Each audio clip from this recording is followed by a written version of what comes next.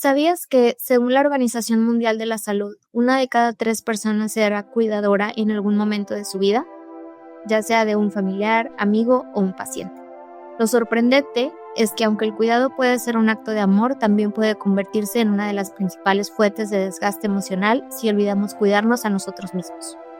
Hoy en Cuida tu Mente vamos a descubrir cómo acompañar y cuidar a otros sin perdernos en el camino. Porque ser apoyo para alguien no significa olvidarse de uno mismo. Queremos compartir algo con nuestra audiencia el día de hoy. Es un mito muy común que ha existido desde hace mucho tiempo. Se dice que para cuidar bien de alguien hay que entregarse al 100%, y aunque esto signifique descuidarnos, se cree que quien se pone primero a sí mismo suele ser una persona egoísta. Pero esto no puede estar más lejos de la realidad. La verdad es que si no estamos bien física y emocionalmente, nuestro cuidado hacia los demás se puede ver afectado. Hoy vamos a desmontar esta idea con la ayuda de nuestro invitado. Hoy nos acompaña Rodolfo Moreno, candidato a doctor en investigación psicológica por la Universidad Iberoamericana y maestro en psicología clínica y psicoterapeuta con una amplia trayectoria en prevención del suicidio y salud mental. Rodolfo, bienvenido a Cuida tu Mente. Muchas gracias por la invitación. Encantado de estar compartiendo este espacio con ustedes en un tema creo que muy interesante. Muchas gracias, Rodolfo, y me gustaría empezar preguntándote, mucha gente que cuida de otros, ya sea de un familiar enfermo o de un grupo de personas en su trabajo, termina agotada. ¿Por qué sucede este escenario? Pues bueno, hay que reconocer justo que el cuidado no solamente va a implicar un desgaste físico, es decir, en ocasiones se tiene visualizado que la persona conllevará la administración de medicamentos, la movilización o determinadas tareas que implican justo asegurar el bienestar del otro. Pero cuando cuidamos también nos desgastamos desde la parte emocional, psicológica. ¿Por qué? Porque justo cuando no hay pausas, pues no hay autocuidado. Y en ese sentido, en ocasiones la balanza tiende a inclinarse hacia el desgaste. La propia Organización Mundial de la Salud nos lo ha identificado con el denominado síndrome del cuidador, como un riesgo real, latente en las personas que puede aparecer con diversos síntomas, pero sobre todo en pocas palabras nos llevaría a reflexionar sobre que el cuidar sin límites, pues en ocasiones va a terminar vaciándonos y un cuidador vacío como tal, pues no podrá sostener a otras personas. Fíjate que creo que tienes mucha razón y digo, obviamente esto está estudiado, pero a veces pensamos que no podemos disfrutar de la vida si estamos cuidando de alguien que está enfermo o que no puede valerse por sí mismo y que no deberíamos estar disfrutando nuestra propia vida. No tenemos esta idea de que ser cuidadores es sacrificio. Y creo que tenemos que replantearlo. Y mi pregunta es para ti, ¿cómo podemos pensar en ser cuidadores, cuidadoras, ¿verdad? Sin que este cuidado signifique un desgaste personal. Bien, justo desde esta perspectiva efectivamente tendríamos que trasladarnos hacia una visión diferente de ver esta parte del cuidado. El cuidado tendría que pasar del sacrificio al equilibrio, es decir, no se trata de dar todo lo que tenemos, todo nuestro tiempo, toda nuestra vida hasta rompernos, sino justo bien entender que esta parte del autocuidado es incluso implícita en el hecho del cuidar. Es como un ejemplo que podríamos tener muy claramente cuando viajamos en avión. Hay una instrucción muy clara que dice en el avión que si hay una situación de crisis o emergencia, en ocasiones se va a desplegar una mascarilla de oxígeno.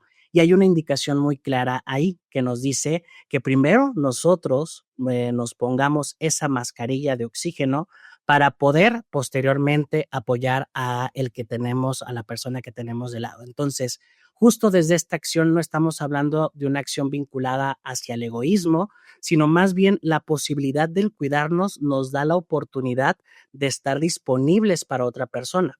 En este sentido, el cuidado no implica una renuncia, sino más bien es un vínculo de sostenibilidad. Y justo, Rodolfo, tomando como esta parte del sacrificio, creo que en muchos contextos tendemos a glorificar al cuidador que se entrega por completo, que está 24/7 o que deja sus cosas personales o su vida personal por cuidar de alguien más. Incluso de alguna forma como es un contexto social en los hogares mexicanos muy alto, ¿no? Como muy marcado. El que no tengas pausa, el que no tengas descanso, el que todo el tiempo estés como dando y dando y dando más. ¿Cómo podemos desmontar esta creencia de glorificar esta parte como un poco desequilibrada, como lo que mencionas? Y también, ¿cuáles crees que son los riesgos de vivir de esta manera y no tener como esa conciencia y ese stop para poder equilibrar? Justo desde esta perspectiva creo que van implícitas múltiples variables. Una, por ejemplo, la cuestión de género, la religión, la cultura, elementos sociales. Por ejemplo, no es lo mismo ser un cuidador hombre versus ser una cuidadora mujer, porque justo aquí hay una disyuntiva donde claramente hay situaciones de poder altamente arraigadas que todavía complejizan más estos entornos de cuidado y de papeles que son asignados de manera social. Justo esta parte de glorificación tiene un costo muy alto. El costo viene vinculado hacia sintomatología depresiva o generar algún trastorno del estado del ánimo, situaciones vinculadas con ansiedad, burnout o incluso el propio abandono del rol de cuidador porque llega un punto de quiebre donde ya no se puede más.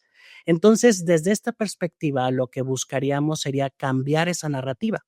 ¿Cómo sería cambiar la narrativa? Pues bueno, comenzar a introducir esta parte de replantear que el buen cuidador no es el que se sacrifica, el que da el 100% a costa de su propia salud, sino más bien el buen cuidador sería aquella persona que sabe sostenerse para poder acompañar, en un sentido de poder poner límites e incluso solicitar ayuda, apoyo cuando lo necesita, porque incluso esta parte del solicitar apoyo en ocasiones puede verse como el no quiero o no amo lo suficiente a mi familiar. Al contrario, esta perspectiva sería diferente. El solicitar apoyo no disminuye el amor, sino más bien lo fortalece en el sentido de que me da la posibilidad de estar más presente para esta persona que estoy cuidando.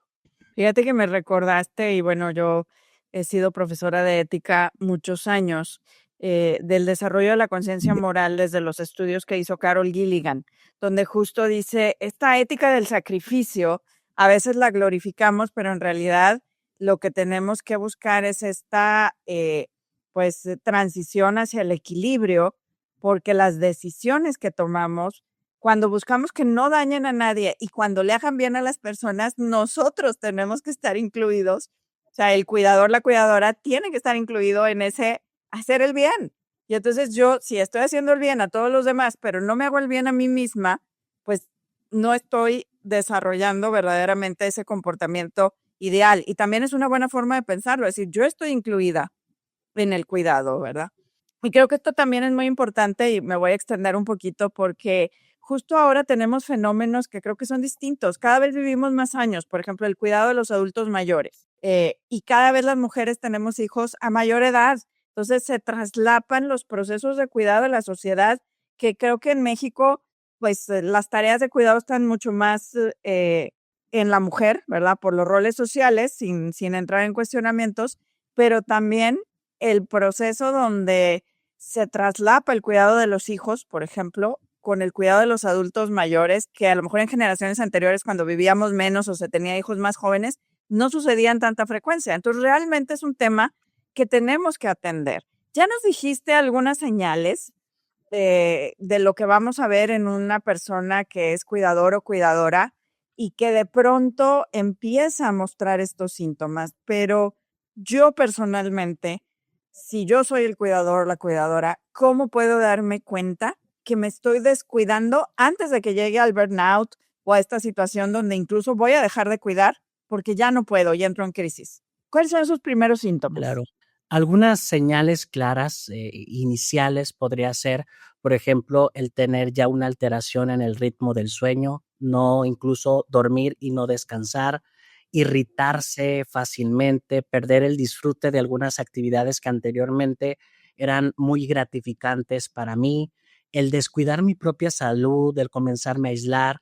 Es decir, cuando un cuidador se pierde o ya no empieza a notar, ya no se reconoce a sí mismo, a sí misma y que su vida ha cambiado a girar en torno alrededor del otro, pues es un momento de un llamado urgente a realizar una pausa y reordenar justo todo esto que hemos estado hablando, porque si no estamos, como bien lo mencionabas, a punto de llegar a ese quiebre que nos podría entonces desencadenar ya alguna situación todavía con mayor problemática, porque estamos viendo algunas características que posteriormente podrían asociarse a un trastorno depresivo, a un trastorno, por ejemplo, ansioso, a burnout y demás. Entonces, justo estas señales creo que son los principales indicadores que una persona tendríamos que tener plena conciencia de identificar de es momento de hacer una pausa.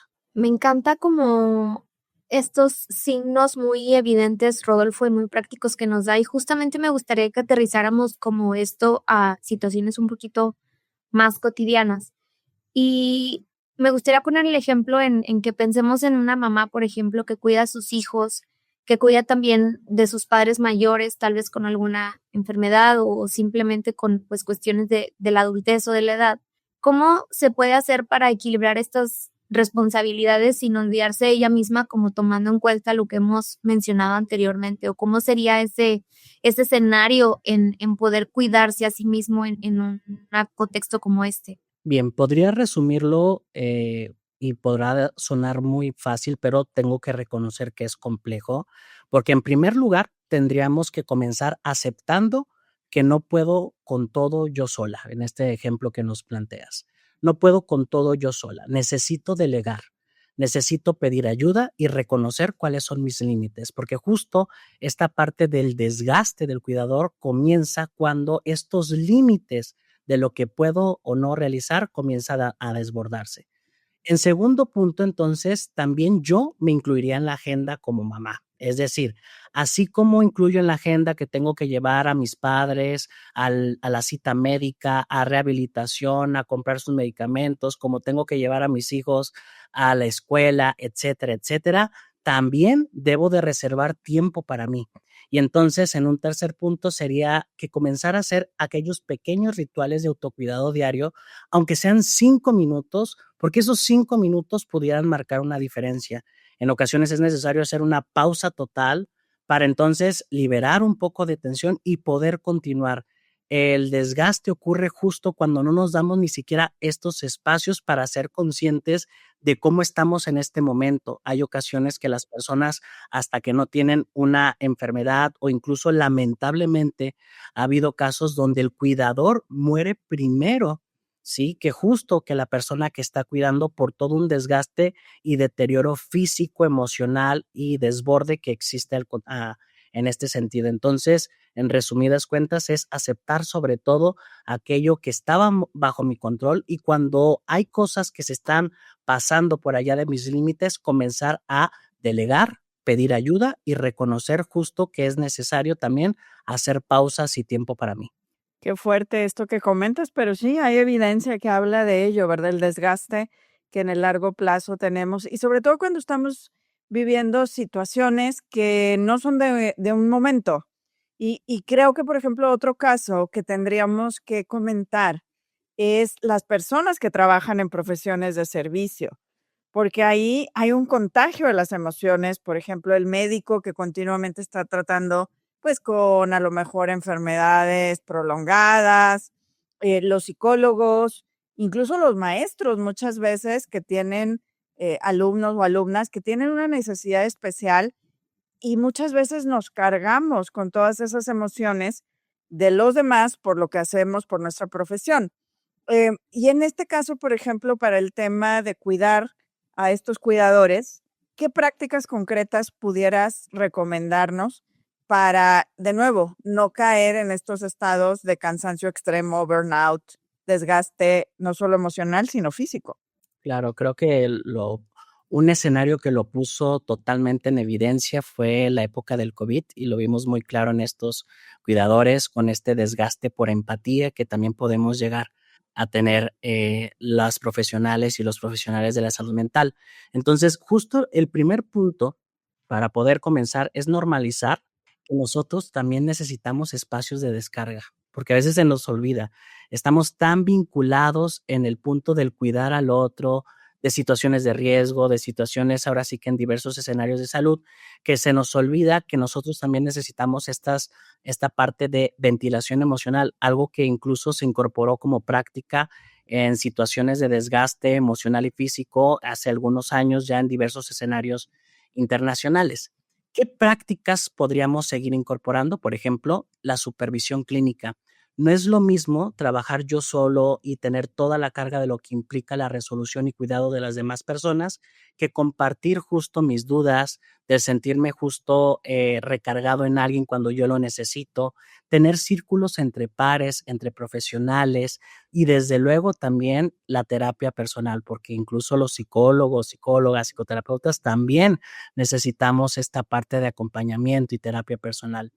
El generar también espacios entre consultas, por ejemplo, en el escenario de salud o en la atención con estas micropausas en la jornada laboral, pues pueden dar también una parte de, además de estirar nuestro cuerpo y de recargarnos un poco, dar una pausa como de desvincularme por lo menos un par de minutos. Y también algo fundamental que en ocasiones nos perdemos de vista es aprender a desconectarnos fuera del horario laboral, porque incluso no estar trabajando en el cuidado de otros no significa que tenemos que estar disponibles 24/7. Es importante no tener esta parte de vinculación de superhéroe, sino más bien de reconocernos como humanos que estamos trabajando con otros seres humanos y entonces en este sentido de humanidad también yo necesito pautas de cuidado y entonces comenzaría por generar estos pequeños espacios de desconexión. Y Rodolfo, me encanta lo que dices porque creo que es como esta frase que de alguna forma, pues a lo mejor es muy sonada, pero el decir, cuídate de ti, así como cuidarías a otros, como esta frase que tenemos muy común de háblate a ti mismo como le hablarías a otro, con el mismo cariño, con la misma amabilidad, con la misma empatía.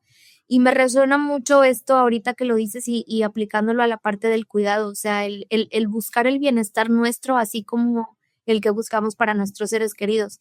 Y justamente hablando de esto y del tema de redes de apoyo, ¿cómo también podemos construir círculos o redes en los que el cuidado no recaiga en una sola persona, sino que sea compartido? ¿Cómo podríamos tener tal vez estas conversaciones difíciles, a lo mejor en un entorno familiar o de trabajo incluso, para poder hacer como una carga más liviana para las personas y no que todo sea como carga para una sola persona? Justo retomando parte de tus palabras, sería esta parte de recordar que cuidar no es una tarea individual, sino una tarea colectiva. Y justo desde las familias, comunidades, instituciones, nos podríamos organizar desde turnos, roles y redes de apoyo. En ocasiones, lo hemos visto sobre todo en diversos escenarios, sobre todo en la parte familiar, que no sé, al hijo, a la hija más pequeña es a quien le toca el cuidado de los padres o quien está soltera, soltero, pues es a quien le toca esta parte. Y pues bueno, nos olvidamos que estamos hablando de otra persona y esa persona, independientemente de que no tenga otra familia como tradicionalmente podríamos contener de matrimonio, vivo con otra persona, etcétera, etcétera, pues también tiene sus propias necesidades, tiene sus propios vínculos, tiene sus propias aficiones, que si no se comparte y no se distribuye este acto comunitario, pues entonces es donde viene esta parte del sacrificio como individual y entonces la glorificación.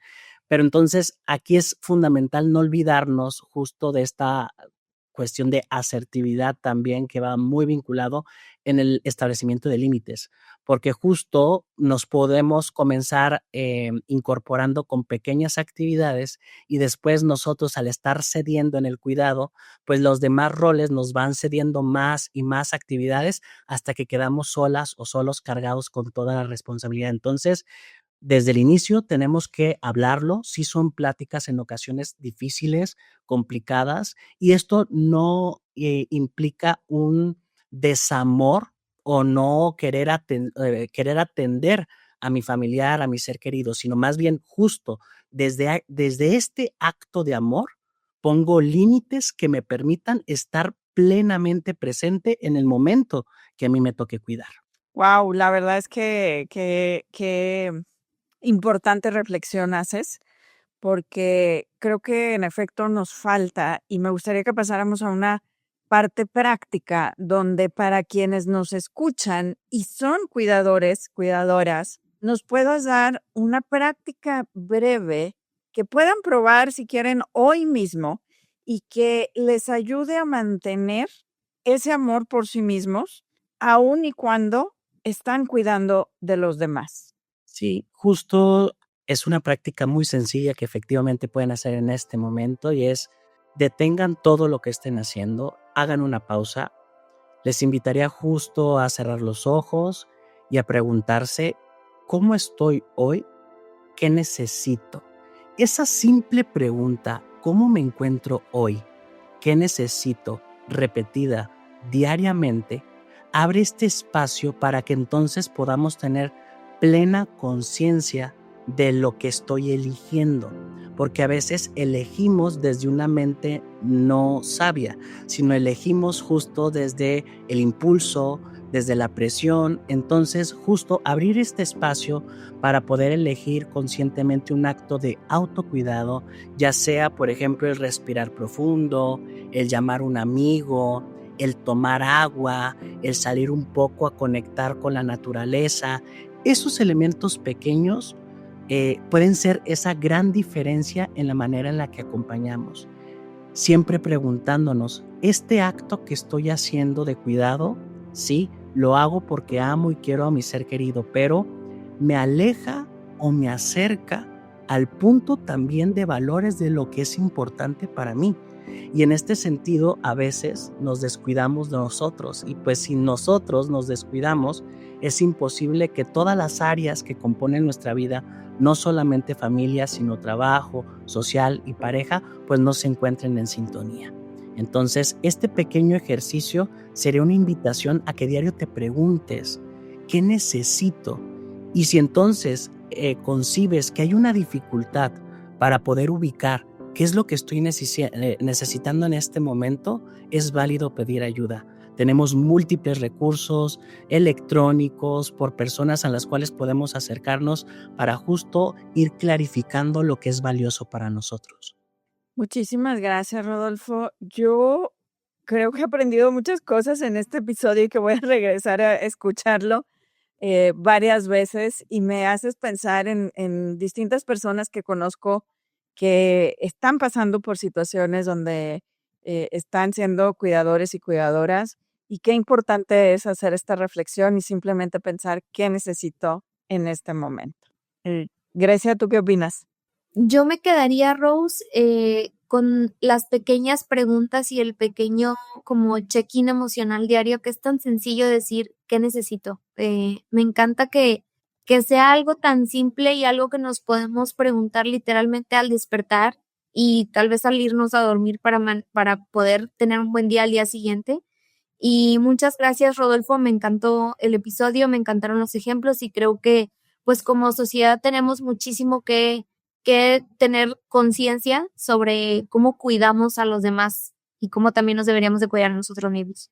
Totalmente. Para cerrar justo me gustaría que reflexionáramos esta parte de cuidar de otros no significa olvidarme de mí, sino que al contrario, cuando me sostengo, me convierto en un mejor acompañante. Y entonces desde esta perspectiva, el verdadero amor no se mide en sacrificio, sino en la capacidad que puedo llegar a tener de mantenerme de pie para poder caminar al lado de quien más lo necesita. Justo en este sentido sería la parte del acto de saber acompañar, saber que al momento de que yo necesito y quiero acompañar a alguien, no puedo darlo todo hasta romperme, sino aprender a sostenerme de quienes más amo. Así que muchas gracias por la invitación, fue un gusto estar aquí con ustedes. Podemos resumir estos consejos y aprendizajes en la siguiente frase. Para todos ustedes que buscan ayudar sin descuidarse, para aquellos que ponen la vida de los demás y la suya por delante a la vez, cuidar de otros no significa olvidarte de ti. Significa aprender a sostenerte para poder sostener a los demás. Y recuerden que cuando tú estás bien, tu capacidad de cuidar también lo está.